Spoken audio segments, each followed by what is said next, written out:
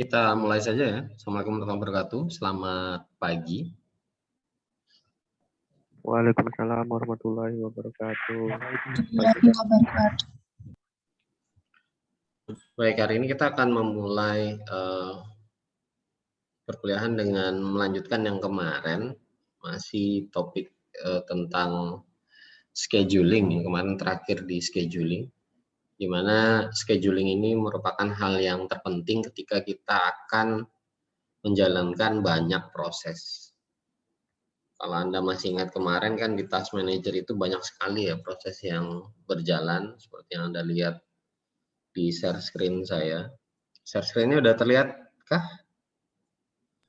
Udah, Pak. Udah, Pak. Nah, di share screen ini kan Anda sudah lihat bahwa banyak sekali proses yang sedang running. Ada ratusan, bisa jadi kalau kita cek lagi di bagian tab di sini ada sekian thread yang berjalan. Belum yang ada di belakang layar yang berupa services. Ini juga banyak yang berjalan. Nah, proses-proses tadi kan tidak mungkin semua berjalan di saat yang bersamaan. Atau sederhananya begini, ketika Anda punya beberapa mata kuliah, kemudian ada beberapa kelas, sedangkan Zoom meetingnya mungkin di program studi SI terbatas, cuman ada 3 account misalkan. Sedangkan angkatannya mungkin ada 2 angkatan. Gitu. Kemudian kelasnya ada 4 masing-masing. Nah, itu kan tidak mungkin kita membuat secara bersamaan 4 kelas paralel, kemudian Zoom meetingnya cuma ada 3. Nah, itu kan kita harus mengatur jadwal penggunaan Zoom meeting tersebut agar semua kelas tadi bisa berjalan. Nah, begitu juga dengan scheduling yang ada di dalam sistem operasi. Sistem operasi menggunakan scheduler, namanya di sini ya. Jadi kita menyebutnya scheduler, di mana scheduler ini berisikan algoritma penjadwalan yang digunakan untuk mengelola tas-tas tadi ya. Ini sekian proses yang ada di sini agar semua proses ini kebagian ini penggunaan CPU, memori, disk, network, GPU, atau kalau ada sumber catu daya, ini juga termasuk dalam sumber daya yang harus dikelola oleh scheduler agar semua kebagian, semua proses bisa berjalan dengan baik ketika menggunakan resource tersebut atau sumber daya komputasi yang tadi kita lihat di Task Manager. Dan tentu saja ada sumber daya komputasi yang lainnya yang memang kalau misalkan dibutuhkan oleh si aplikasi. Misalkan kalau tadi di luar yang ada dalam Task Manager itu kayak webcam. Misalkan Anda sedang kuliah pakai Zoom meeting harus pakai webcam. Nah, itu kan juga sumber daya komputasi. Tidak ada software meeting yang bisa memakai webcam di saat yang bersamaan. Jadi tidak ada 2 atau lebih aplikasi net meeting, entah itu Zoom, Google Meet, ataupun yang lain, itu nggak bisa berebut sebenarnya pakai webcamnya. Jadi cuma salah satu aja. Nah, untuk webcam kayaknya seperti itu aturan mainnya. Jadi ada resource yang bisa dibagi pakaikan, artinya satu resource dipakai rame-rame, contohnya tadi CPU kalau kita lihat di Task Manager. Ada juga resource yang hanya bisa dipakai oleh satu aplikasi atau satu komputer pada suatu waktu tertentu, misalkan webcam. Pada saat Zoom meeting seperti ini, kita menggunakan webcamnya, maka hanya bisa digunakan oleh si Zoom. Walaupun misalkan kita juga ikut meeting lain, misalkan dengan Microsoft Teams atau pakai Google Meet, nah itu Google Meet-nya nggak akan bisa digunakan untuk menggunakan webcamnya di saat yang bersamaan ketika webcam digunakan oleh si Zoom meeting. Atau misalkan komputer kita lagi pakai resource printer gitu. Nah, pada saat yang bersamaan misalkan ada komputer lain yang juga terkoneksi dengan printer tersebut, ini misalkan printer yang jalan di jaringan ya, network printer, maka juga tidak akan bisa pada saat yang bersamaan digunakan, harus salah satu. Jadi ada resource yang memang bisa dibagi pakaikan, ada juga resource yang hanya boleh salah satu saja mendapatkan prioritas untuk menggunakan. Nah, ini semua diatur dalam scheduling algoritma. Jadi ada algoritma yang mengatur penjadwalan tersebut yang dilakukan oleh si scheduler atau si pembuat jadwal tadi, penggunaan resource.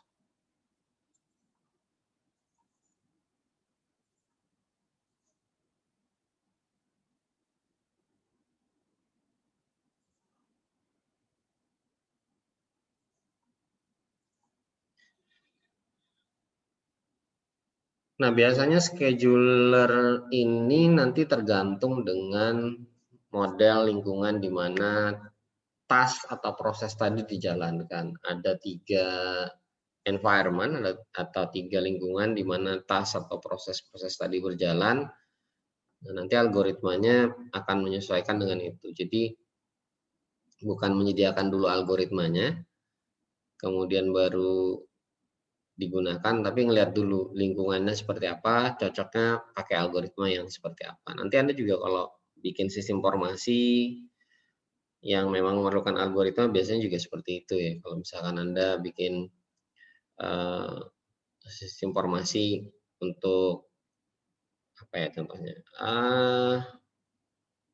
seleksi masuk mahasiswa misalkan. Nah, Anda bisa pakai first in first serve. Siapa yang daftar duluan dia akan dilayani. Nah, algoritmanya bisa sesederhana itu, first in first serve atau first in first out gitu. Siapa yang masuk pertama itu nanti akan dikeluarkan dalam antrian ataupun akan dilayani oleh sistem yang paling pertama. Jadi kita lihat dulu kebutuhannya buat apa sih, atau lingkungan tempat berjalannya si aplikasi-aplikasi tadi ataupun task-task tadi dan proses tadi itu seperti apa. Ada 3 jenis. Yang pertama batch. Batch ini ada sekumpulan proses biasanya yang akan dieksekusi dengan satuan waktu tertentu atau rentang waktu tertentu. Kemudian ada interaktif. Ini interaktif misalkan kita tidak menjadwalkan atau tidak punya sekumpulan proses sebelumnya. Tiba-tiba aja proses itu kita lakukan. Nah, ini contohnya interaktif. Misalkan kita tiba-tiba terima pesan dari WhatsApp di web, atau kita tiba-tiba buka browser kemudian kita browsing. Nah, itu termasuk dalam interaktif ya. Atau kita membuka slide pakai Microsoft PowerPoint, nah itu juga termasuk interaktif. Kalau batch itu biasanya sekumpulan proses yang sudah kita rencanakan untuk dieksekusi. Jadi ada banyak kalau yang batch. Kalau interaktif random aja, kadang 1, kadang 2, kadang lebih dari itu. Dan pada saat waktu tertentu. Nah, kemudian yang ketiga yang real time.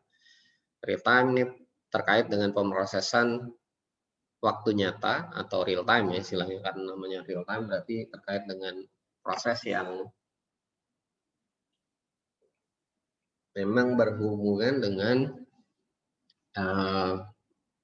waktuan yang ada sekarang gitu. Maksudnya sesuai dengan kondisi waktu di dunia nyata. Ini disebut dengan real time. Contohnya seperti apa? Contohnya perbankan.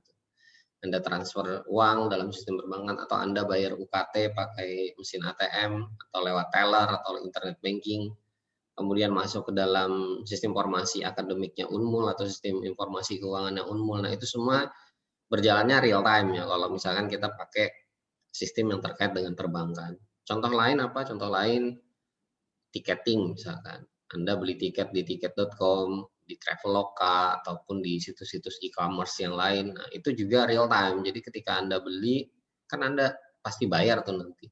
Kalau beli ya harus bayar lah. Kemudian booking nomor seat sekian, kemudian tiketnya tercetak atau terkirim, itu semua running dengan model real time. Jadi itu contoh sistem yang real time. Nah, ketiga environment ini, ketiga model di mana task-task tadi ataupun proses tadi dieksekusi, ini yang menentukan nanti Anda mau pakai algoritma apa. Sebelum lebih jauh, kita lihat dulu tujuannya apa sih kita menjadwalkan task-task tadi untuk memperoleh resource dari komputer kita. Atau apa tujuan sistem operasi membuat sistem scheduling ini untuk penjadwalan. Nah, untuk semua sistem, baik itu yang batch, interaktif maupun yang real time. Yang pertama itu keadilan dalam sudut pandang komputer. Jadi keadilan dalam sudut pandang komputer ini menyatakan bahwa kalau ada sekumpulan task yang akan dilakukan penjadwalan, maka tujuan dari penjadwalan tersebut bisa memberikan setiap proses ini resource yang tersedia di dalam komputer, terutama resource yang dibagi pakaikan. Contohnya apa? Contohnya CPU. Jadi CPU ini harus bisa dibagi pakaikan secara merata, secara adil ke setiap task atau setiap proses yang ada di dalam sistem operasi ini atau yang sedang berjalan di atas sistem operasi ini. Kemudian yang lain apa? Yang lain misalkan memori. Ini juga setiap proses diharapkan mendapatkan jatah memori yang sesuai. Nah, ini adil dalam sudut pandang komputer. Siapa tahu ketika satu waktu sekarang saya kan buka ada Zoom Meeting, ada PowerPoint, ada Firefox, dan ada Windows Explorer. Nah, siapa tahu nanti Zoom Meetingnya yang perlu memori lebih besar karena mungkin saya pakai webcam, atau ada yang login pakai webcam dinyalakan. Nah, nanti memorinya bertambah, CPU-nya juga bertambah. Kemudian Firefox-nya idle, saya nggak akses apa-apa. Nggak ada juga web yang auto loading atau bisa refresh otomatis gitu. Berarti dia idle, nanti ya CPU-nya dikurangin jatahnya, kemudian memorinya juga dikurangin. Nah, itu yang dimaksud dengan fairness di dalam sudut pandang komputer ya, atau sistem operasi. Jadi setiap proses itu akan mendapatkan jatah yang sesuai dengan load-nya atau sesuai dengan beban kerjanya. Kemudian ada policy enforcement. Ya, ini terkait dengan kebijakan ataupun bagaimana kita mengatur aplikasi-aplikasi tersebut berjalan. Contoh aplikasi yang dirunningkan oleh administrator. Ini kan ada aplikasi yang dirunningkan oleh administrator, ada aplikasi yang dirunningkan oleh user biasa. Nah, biasanya aplikasi yang dirunningkan oleh administrator itu mendapatkan jatah yang bisa lebih besar ya, dan diharapkan bisa berjalan. Jadi sesuai dengan skala prioritasnya lah, anggap seperti itu. Kemudian yang berikutnya balance, membuat sistem ini berjalan dengan seimbang dan membuat semua resource atau sumber daya komputer itu dipakai. Jadi diharapkan ketika sistem operasi berjalan, kemudian berbagai macam task atau program juga berjalan di atasnya, diharapkan semuanya pakai sumber daya yang ada, minimal sumber daya yang ada di dalam task manager ini. Sumber daya yang ada dalam task manager. Di luar dari ini ya mungkin dipakainya ya satu-satu, tapi diharapkan semua ini tidak ada idle, semua ini tidak ada nganggur. Kalau ada yang 0% itu ya berarti itu bisa dibilang mubazir lah. Kita punya jaringan internet tapi nggak pernah dipakai internet. Kita punya CPU kita nggak pernah dipakai sampai dengan 80-90%. Itu sebenarnya mubazir, atau nol semua itu jauh lebih parah ya. Jadi kalau misalkan bentuknya nol semua ya berarti kalau tidak kita yang memang boros beli hardware-nya, atau yang kedua kita nggak ngapa-ngapain gitu, kita nyalakan komputer aja terus ditinggal. Nah, itu biasa utilisasinya di sini agak buruk. Nah, ini yang mau ditangani oleh si sistem operasi, bagaimana caranya membuat semua komponen yang ada di dalam komputer kita itu terpakai. Jadi kita beli komputer itu tidak mubazir. Nah, kita lihat satu persatu. Untuk batch system, yang pertama yang ingin dicapai throughput. Throughput ini jumlah job atau jumlah proses per jam yang bisa dieksekusi oleh si sistem operasi. Jadi sistem operasi ini akan mencoba bagaimana sekumpulan pekerjaan atau proses, tadi saya bilang kan batch system itu, batch ini ada sekumpulan pekerjaan yang akan dieksekusi oleh sistem operasi. Nah, jadi ya kalau ada sekian proses, misalnya ada 1000 proses, diharapkan 1000 proses ini bisa dieksekusi per jamnya itu memperoleh capaian yang maksimum. Misalkan tadi kalau ada 1000 proses, berarti kalau misalnya kita bagi per jam, misalkan nilai maksimumnya itu 1 jamnya bisa mencapai 200 proses. Nah, itu throughput istilahnya. Jadi ketika ada 1000 proses, waktu eksekusinya per jamnya bisa dapat 200, maka dalam waktu 5 jam itu bisa selesai 1000 proses tersebut. Nah, itu yang mau dikejar atau menjadi tujuan dalam algoritma scheduling yang ada di dalam sistem operasi. Kemudian turnaround time, ini adalah meminimalisir waktu antara pekerjaan itu diambil dan diselesaikan. Ya ini sederhananya waktu tunggu lah ya. Jadi kita misalkan punya beberapa pekerjaan, antara pekerjaan satu dengan pekerjaan berikutnya itu jeda pekerjaannya tidak lama ya. Jadi bisa langsung dieksekusi. Sebentar saya coba. Misalkan ada sekian pekerjaan.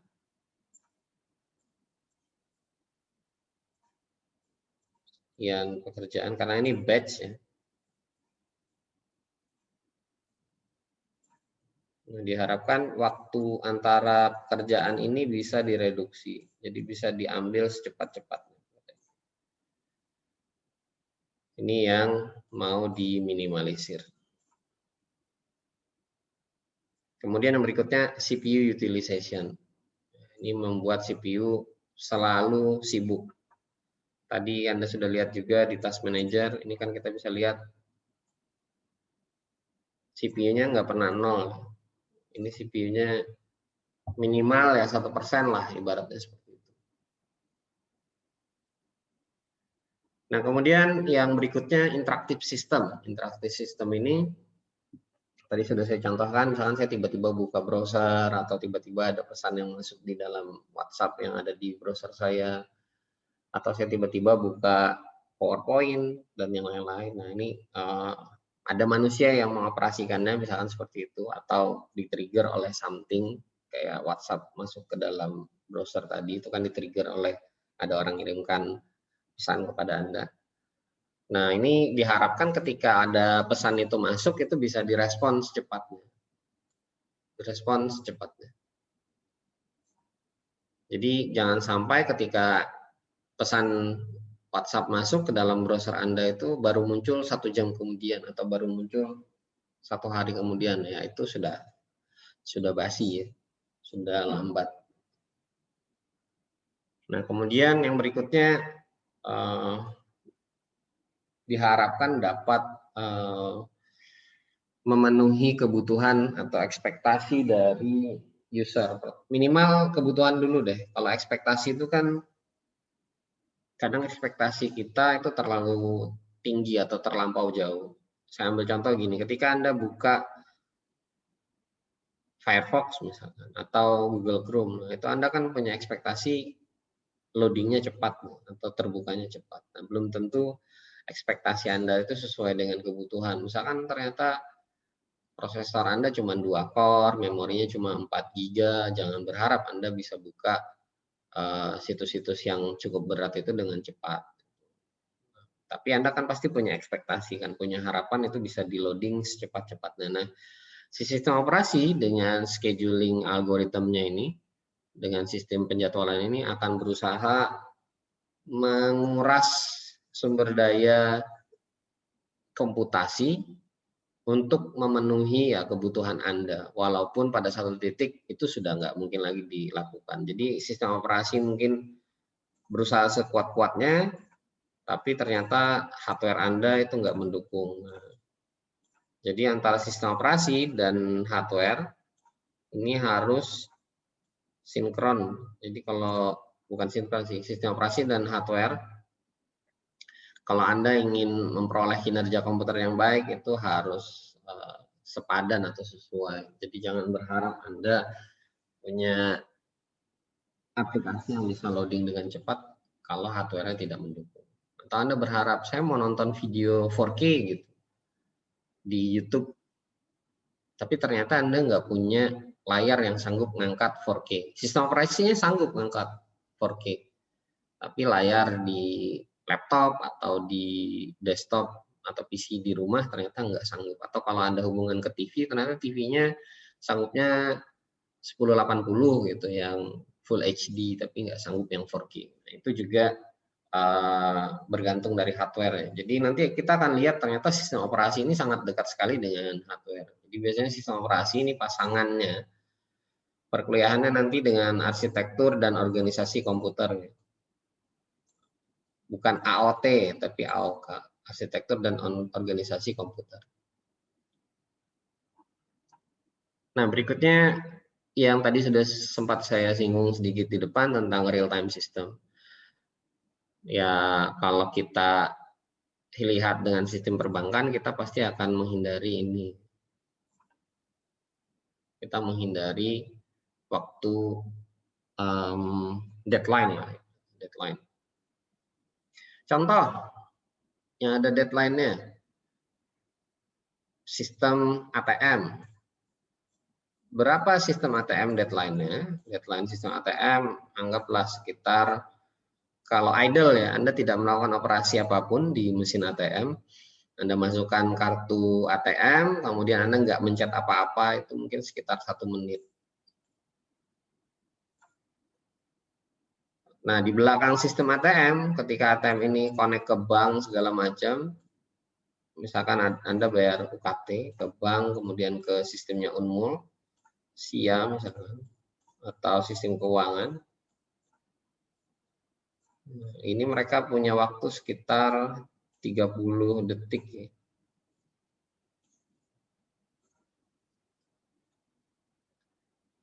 Kalau lebih dari ini, maka ini yang akan terjadi. Datanya dianggap hilang.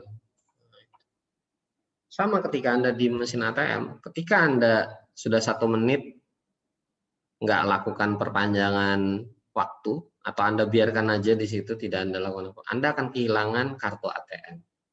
Kalau ATM-nya baik seperti itu ya, kartu ATM Anda ditelan. Kalau ATM-nya jahat, kartu ATM Anda dikeluarkan. Nah, kenapa saya bilang itu jahat? Anggap kartu ATM Anda dicuri oleh orang. Kalau kartu ATM-nya dicuri oleh orang, orangnya bingung atau kehabisan metode buat ngebobol kartu ATM Anda, itu harusnya kartu ATM-nya defaultnya ditelan.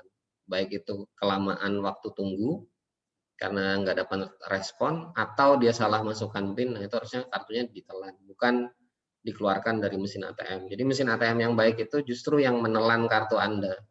Tapi kalau kartunya dikeluarkan itu kartu ATM, mesin ATM-nya jahat.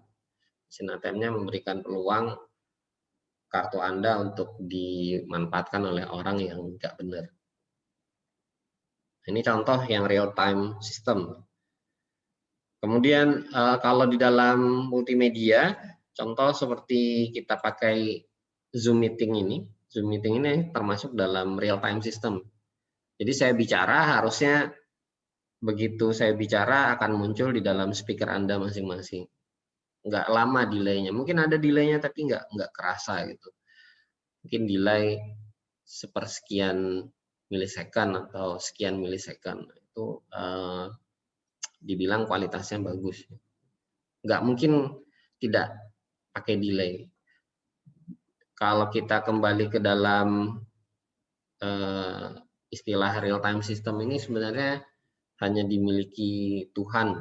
Jadi kalau kita bicara filosofinya, tidak ada yang benar-benar bisa real time. Saat itu transaksi data, saat itu juga muncul uangnya, itu mustahil.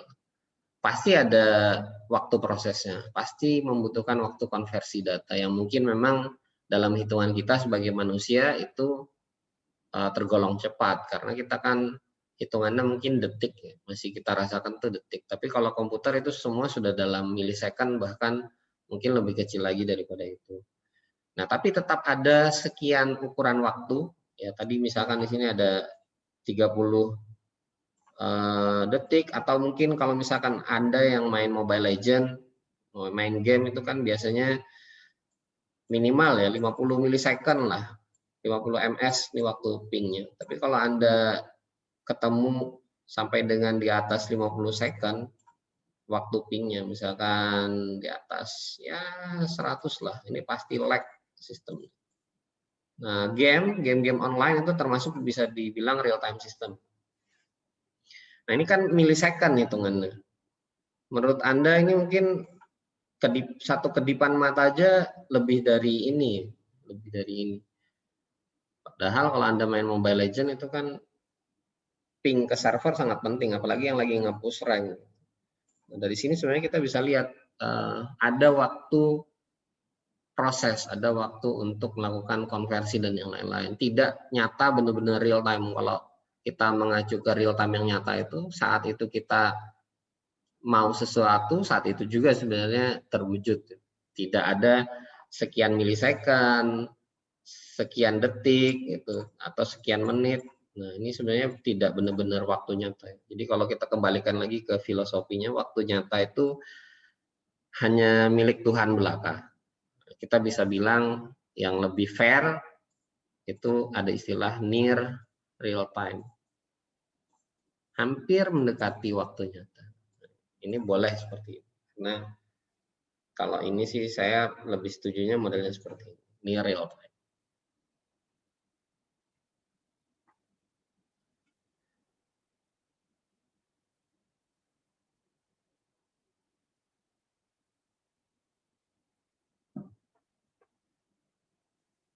Kita lihat satu persatu. Yang pertama scheduling dalam batch system. Tadi sedikit sudah saya sampaikan di depan. Ada yang paling sederhana namanya first come first serve. Yang pertama kali datang, yang pertama kali dilayani. Contoh kalau Anda fotokopi gitu. Fotokopi kebanyakan first come first serve. Atau pesan makanan di warung mana gitu di Jalan Pramuka misalnya. Nah, Anda datang yang pertama ya Anda pasti harus dilayani yang pertama. Modelnya seperti itu. Kalau untuk pesanan makanan atau fotokopian. Nah, akibatnya kalau first come first serve ini orang yang pesan makanan 1 bungkus dibanding dengan yang 10 bungkus, ketika yang 10 bungkus itu datang duluan, maka dia akan dilayani duluan. Padahal pemesan yang 1 makanan itu ya mungkin lebih cepat untuk dikerjakan ya pasti ya lebih cepat karena pesannya cuma 1. Tapi kan apa ya? Akhirnya dia harus menunggu gitu loh. Jadi kalau kita misalkan punya sekumpulan orang yang pesan,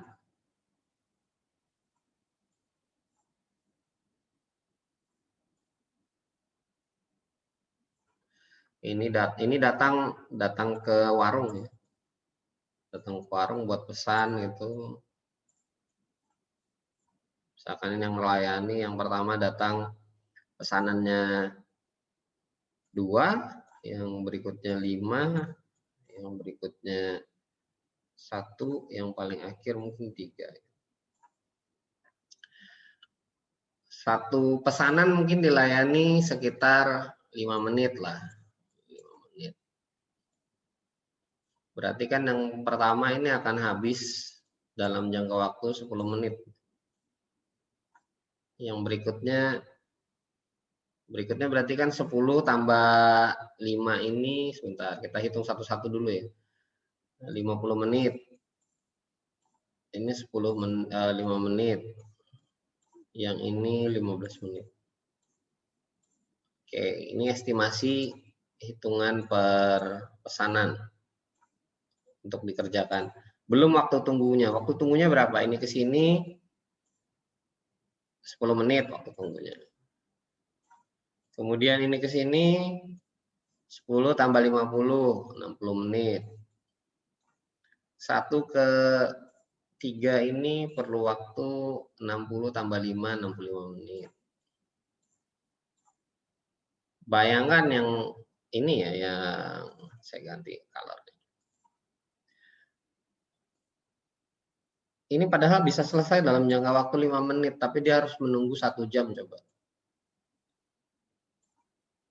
Kalau saya jadi orang yang berada di sini saya dongkol pasti, atau saya mending milih tempat lain buat cari makan, atau kalau misalkan fotokopi ya saya cari tempat lain buat fotokopi. Ngapain saya harus nunggu di depan-depannya ini baru dilayani? Apakah ada model warung yang seperti itu? Ya ada gitu. Ada yang seperti itu. Maksudnya dia akan memproses pesanan tergantung dari siapa yang datang duluan, itu yang akan dilayani. Tidak melihat dalam antrian itu ada nggak yang bisa dia cepat selesaikan, disisip-sisipkan gitu. Nah, ini model first come, first serve. Siapa yang datang duluan, dia yang dilayani duluan. Yang berikutnya shortest job first. Shortest job first ini akan melihat siapa sih yang paling sedikit waktu yang diperlukan untuk memproses pekerjaan tadi ya, atau job. Nah, ini contohnya ketika sekian atau serangkaian proses data untuk diselesaikan, ada proses A, B, C, dan D. Ini. Maka ketika kita cek, A itu perlu waktu misalkan 8 menit, yang B 4 menit, yang C 4 menit, dan yang D 4 menit. Maka dengan shortest job first, kita bisa memilah, yang kita selesaikan adalah yang waktunya terpendek duluan. Urutannya mungkin masih tetap bisa sama ya, ini bisa sama. Urutannya masih tetap bisa sama di sini. Cuman yang paling panjang kita taruh di belakang, kita belakangkan. Karena apa ya? Karena waktu pengerjaannya lama. Ya kalau kita ambil yang sistem di depan ini, saya rubah colornya dulu. Kita ambil sistem yang depan ini, ketika ini kita balik ya, arahnya ke sebelah kanan. Ketika datang kepada sebuah CPU misalkan, atau yang akan melakukan pemrosesan, maka scheduler itu akan melihat, yang paling pendek itu yang nomor kedua ini. Misalkan. Kita lihatnya sebelah kanan, ke kanan. Itu yang paling pendek, berarti yang dieksekusi duluan ini. Kemudian dari situ ke sini. Dari situ ke sini. Dari 3 ke sini, ke 5. Jadi yang dieksekusi pertama ini 1, 2, 3, 5. Ini kalau kita pakai shortest job first. Yang paling sedikit atau waktu pengerjaannya paling cepat itu yang dikerjakan. Nah, di dalam jaringan komputer kita juga punya mekanisme yang mirip kayak gini ya, namanya shortest path first.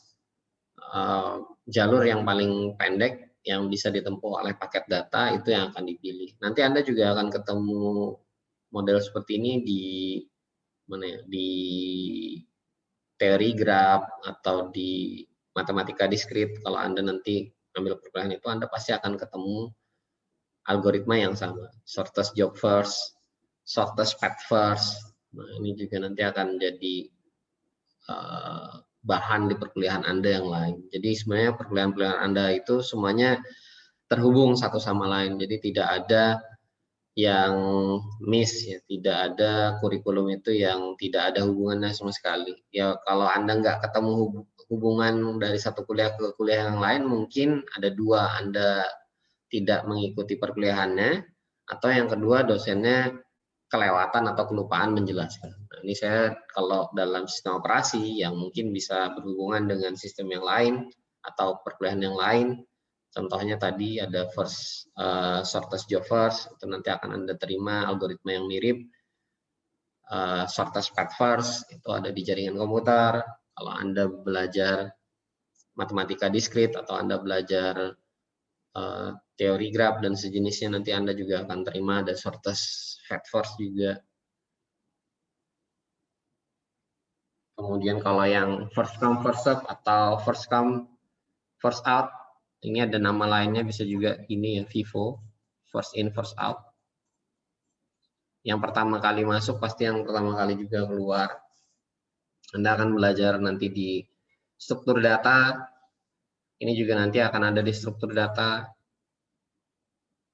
Terus ini Vivo ini juga ada di jaringan komputer juga ada. Ya, tidak ada ruginya Anda belajar sistem-sistem scheduling ya, atau algoritma scheduling itu sangat banyak sekali dipakai di berbagai macam bidang di komputer. Nah, berikutnya shortest remaining time next. Shortest remaining time next. Ini maksudnya ketika ada sekian pekerjaan, maka yang dipilih adalah yang waktu yang tersisa yang paling pendek. Misalkan, ada contohnya nggak ya? Saya tulis di sini aja. Misalkan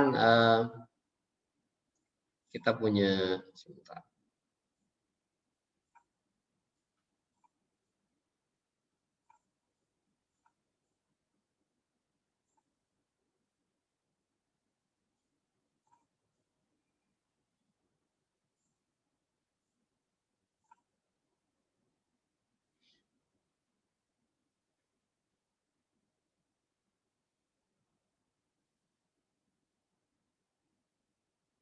Anggaplah ini 1 ya, 1 kemudian 4, 7 misalkan, kemudian 5 gitu. Nah, yang dipilih kalau seperti ini pertama pasti yang dilihat yang 1 duluan. Jadi kalau misalkan ini datang ke scheduler atau ke CPU, yang akan dipilih pasti yang depan duluan. Ini yang akan dipilih duluan. Kemudian sisanya itu akan dilihat misalkan dalam satuan waktu tertentu si scheduler ini mampu mengerjakan anggaplah 3 job, 3 task. Nah, kalau 3 task berarti dari yang ada di sini kalau misalkan kita kurangkan 4 ini 1 misalkan sisanya, atau remaining time-nya misalkan anggaplah 1 task lagi sisanya dalam jangka waktu sekian misalkan 5 menit. Kemudian yang 7 ini berarti ada sisa 4. Yang 5 ini ada sisanya 2. Nah, dia akan pilih yang paling tersisa paling sedikit. Jadi yang dipilih adalah yang 4. Ya mirip sih dengan shortest job first, tapi kalau shortest remaining time next ini dia akan memilih sesuai dengan kira-kira berapa sih waktu yang diperlukan yang tersisa ketika dia mengerjakan itu, mengerjakan job-job tadi. Dari sini dia milih lagi yang 5, milih lagi yang 7. Modelnya seperti itu. Nah, ini untuk batch system. Jadi ada sekumpulan proses yang mau kita eksekusi, kita bisa gunakan first come first serve atau shortest job first. Berikutnya dalam sistem yang interaktif. Dalam sistem yang interaktif ada sekian proses yang berjalan bersamaan. Misalkan nih kita buka pada saat yang bersamaan, kita nyalakan komputer, kita buka Zoom meeting, kemudian Firefox, kemudian kita buka PowerPoint, semua diklik hampir berbarengan ya dikliknya. Nah, ini pasti semua kan loading bareng-bareng. Nah, bagaimana caranya semua aplikasi tadi atau program tadi bisa dieksekusi dengan baik dan mendapatkan jatah sumber daya komputasi secara merata atau secara adil. Nah, bisa dengan cara round robin scheduling. Round robin ini sebenarnya sederhana ya modelnya. Dia akan memberikan setiap proses itu satuan waktu tertentu atau durasi tertentu yang disebut dengan istilah kuantum. Ini disebutnya istilah kuantum. Jadi selama dia berada di interval kuantumnya atau waktu slot yang diberikan dia boleh mengerjakan atau dikerjakan tasnya, maka dia akan dikerjakan oleh si CPU. Kalau kuantumnya berakhir, ya CPU akan menggilir ke proses berikutnya. Ini saya ambil contoh, misalkan kita mulai dari warna apa ya? Dari warna hijau aja deh. Di sini dia mengerjakan tas 8 tas. Di sini 5, 3, di sini 10, di sini misalkan 15. Ini 7, 2, ya kembali 8. Misalkan di sini 4. Nah, misalkan dalam satu tas itu anggap sama ya, satu tasnya perlu waktu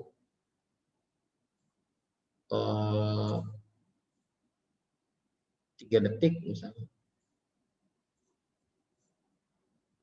Nah, yang pertama ini mungkin punya 6 lah, kita ambil 6. Yang pertama itu punya 6 tas yang harus dikerjakan. Satu tasnya itu sama dengan 3 detik untuk dikerjakan oleh si CPU. Kuantumnya ini misalkan kita semua sama ya kalau kuantumnya. Kuantumnya kita ambil misalkan 2 gitu, 2 detik aja. Nah, berarti kan yang pertama ini yang pertama tadi yang ini ya, yang pertama. Yang pertama yang akan dikerjakan yang warna hijau ini. Ketika dia dapat kuantum 2 detik, berarti dari 8 pekerjaan ini dia baru bisa dikerjakan berapa itu?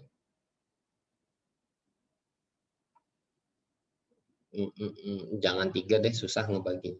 Kita ganti aja ya, ini kita ganti 4 lah, biar gampang.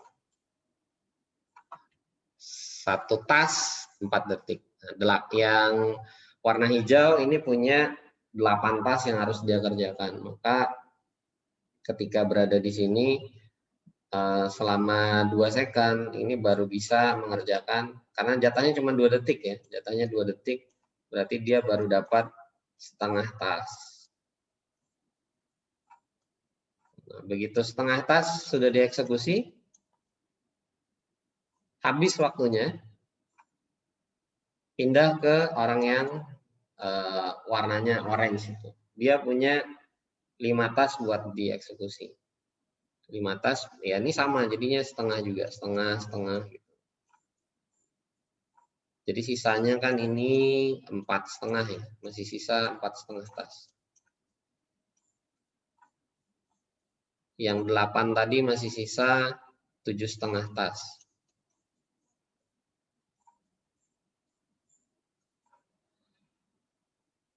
Ini pindah lagi ke sini. Sama dapat jatah waktunya, kuantumnya juga 2 detik, ya berarti hanya bisa setengah tas, dikurangin 3 kurang setengah, ya berarti 2,5 tas. Pindah lagi ke sini sama ya, kurangin setengah tas jadi 9,5. Pindah lagi ke sini jadi 14,5. Pindah lagi sini jadi 6,5, pindah lagi ke sini jadi 1,5, pindah ke sini 7,5, pindah ke sini 3,5, pindah ke sini yang 6 ini jadi 5,5. Nah, ini pindah lagi ke sini yang 7,5, kok 7,2, 7,5 ini ya, sorry. 7,5 jadi 7. Begitu seterusnya. Yang tadi 4,5 ini berubah jadi 4. Yang 2,5 jadi 2. Yang 9,5 jadi 9. 14 jadi 4. 6,5 di sini jadi 6. Ini 1,5 tadi jadi 1. 8, 7,5 jadi 7. 3,5 di sini jadi 3. 6, 5,5 jadi 5. dan seterusnya, mutar terus. Nah, ini disebut dengan round robin scheduling. Jadi dia modelnya ya putaran dengan jatah waktu tertentu untuk menggunakan sumber daya CPU atau sumber daya komputasi yang lain. Waduh, dicoret-coret udah. Oke deh. Abaikan coret-coretannya ya. Kalau ngapus lumayan banyak soalnya. Nah, untuk round robin kita bisa punya asumsi bahwa semua proses tadi ya, semua orang-orang yang ada di sini punya prioritas yang sama. Jadi prioritasnya sama ya, kita mau nggak mau harus bagi jatahnya semua sama.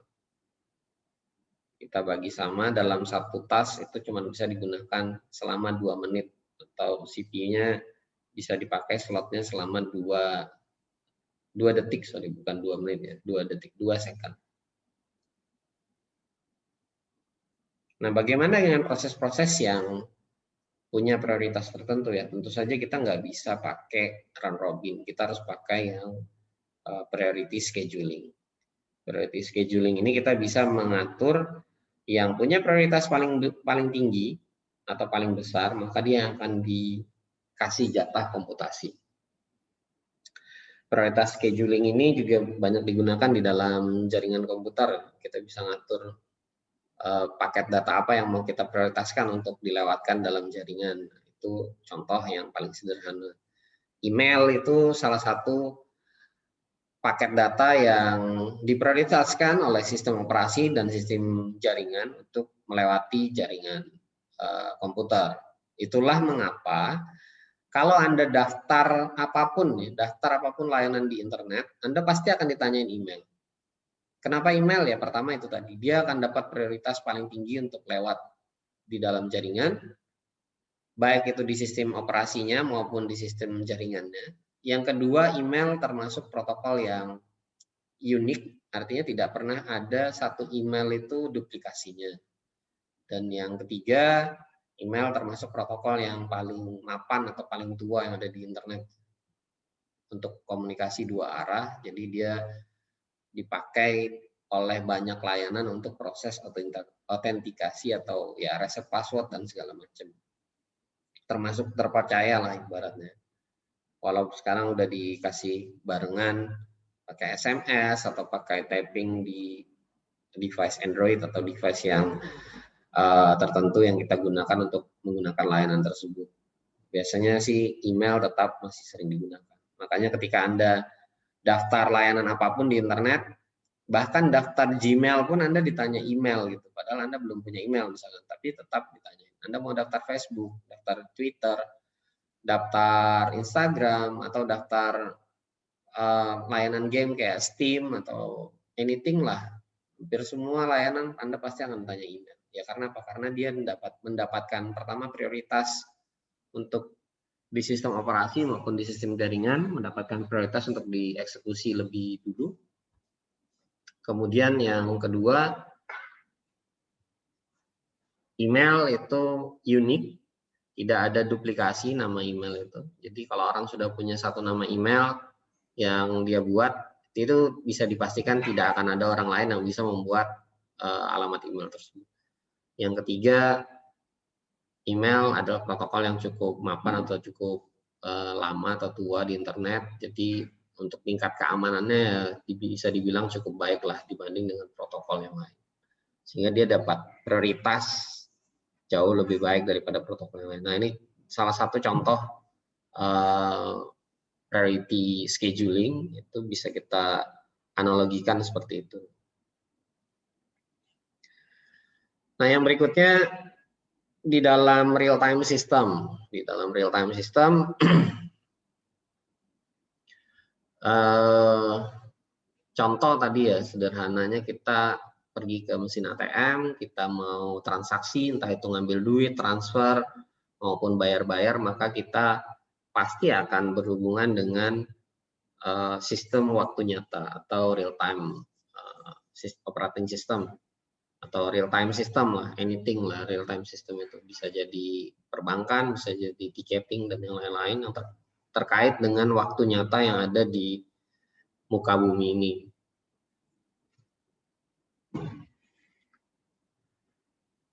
Nah, salah satunya kalau kita menggunakan sistem yang real time, contohnya jaringan komputer, nah, itu banyak sekali terkait dengan real time system. Kayak Anda bayar UKT pakai internet banking, maka device yang berhubungan dengan internet banking adalah device-device jaringan. Ya, WiFi adapter, atau kalau Anda pakai LAN, ya LAN card Anda itu termasuk device yang akan berhubungan dengan dunia nyata ya, atau dunia real, di mana pewaktuannya juga tergantung dengan waktu nyata. Atau kalau Anda yang suka main game Mobile Legends atau main PUBG atau Free Fire, ya itu kan juga sebenarnya waktu nyata Anda bermain dengan teman-teman Anda atau tim Anda pada saat yang bersamaan, pastinya akan terukur dengan waktu yang nyata. Tidak mungkin misalkan Anda nge-lag gitu ya, kemudian teman Anda itu nunggu Anda, itu nggak mungkin. Pasti kalau nge-lag Anda ya udah ditinggal oleh sistem. Lag ya sudah lag, yang lain tetap main gitu.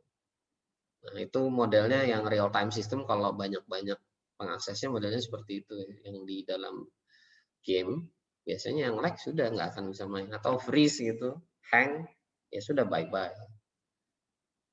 Nah, ini terkait dengan real time. Atau istilah lainnya hard real time. Hard real time ini benar-benar sesuatu yang harus berjalan. Jadi dia tidak akan memperdulikan orang yang nggak bisa ngikutin. Ya sudah, kamu kalau lagi nge-push rank di dalam Mobile Legends, kamu nggak bisa ngikutin permainan, ya bye-bye. Gitu. Nah, itu yang modelnya hard real time. Jadi kita harus mengikuti apa yang dibuat oleh si sistem, apa yang sudah ditentukan oleh sistem. Semua main game pada saat yang bersamaan, waktunya sama, detiknya sama pada saat itu juga misalkan, atau map yang di loading sama. Nah, kalau Anda bermasalah dengan koneksi, Anda nggak bisa ngikutin itu, ya sudah, Anda akan ditinggal gitu. Nggak akan diulang gitu. Pada saat Anda nge-lag misalkan masih di tempat zonanya musuh gitu kan, nggak akan diulangin sama sistem, ya sudah, Anda akan ditinggal di situ. Tiba-tiba nanti begitu Anda terkoneksi lagi, Anda sudah muncul atau Anda mungkin sudah tewas dibunuh oleh pemain lawan. Gitu. Nah, itu model yang seperti itu bisa dianggap sebagai hard real time. Nah, ada juga yang soft real time. Ya. Soft real time mungkin pada saat sekarang Anda sedang Zoom meeting dengan saya, ada beberapa mungkin yang delay koneksinya. Mungkin kalau Anda dengar baik-baik, kadang Zoom meeting itu suara yang muncul atau gambar yang muncul itu bisa agak cepat atau bisa agak delay, lambat gitu. Bahkan pada saat titik tertentu suara itu kayak suara orang mabuk ya, lambat gitu. Ngomongan lambat, betul lelet, padahal itu jaringannya. Nah, ini termasuk soft real time sebenarnya. Jadi dia lebih fleksibel, lebih lunak dalam waktu nyatanya, sehingga dia muncul delay yang ya bicaranya melambat atau gambarnya melambat, tapi tetap jalan. Gitu. Dan Anda mungkin tidak akan ditinggal, kecuali kalau delaynya parah banget. Jaringan Anda parah banget delaynya, pingnya mungkin sampai dengan di atas 300 milisecond, atau mungkin di atas 500 milisecond, nah itu baru benar-benar Anda ditinggal. Patah koneksinya, atau patah gambarnya karena koneksinya sempat drop, atau kalau di ping itu akan muncul RTO-nya banyak. Nah, itu biasanya mungkin gambar yang muncul atau suara yang muncul akan hilang sama sekali. Tidak melambat atau tidak patah-patah lah kalau di tampilan videonya gitu. Nah, ini termasuk soft real time.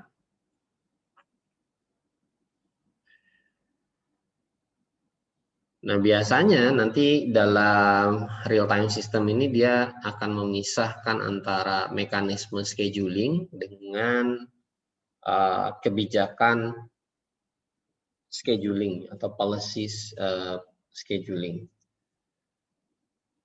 Nah, di dalam policy scheduling itu biasa kita bisa mencantumkan prioritasnya. Jadi kita bisa mencantumkan prioritasnya, siapa yang mau dieksekusi lebih dulu. Kalau misalkan pas sama-sama policy-nya atau kebijakannya dengan prioritas yang sama, ya nanti scheduling mekanismenya yang mau kita atur, atau mekanisme penjadwalannya mau seperti apa. Jadi ini kita bisa mengatur dalam policy, ini prioritas misalkan.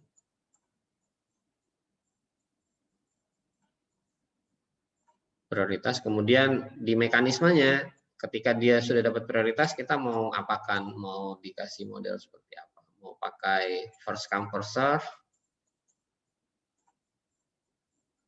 atau mau pakai shortest job first, pekerjaan yang paling pendek duluan yang akan dieksekusi. Jadi kita bisa buat seperti itu. Antara kebijakan melakukan pekerjaan atau menyelesaikan pekerjaan, kita pisah dengan mekanisme penjadwalannya. Oke, untuk scheduling, apakah ada yang ingin ditanyakan? Scheduling ini bagian paling penting ya dalam sistem operasi. Jadi Anda harus benar-benar paham konsep scheduling. Ada yang ingin ditanyakan?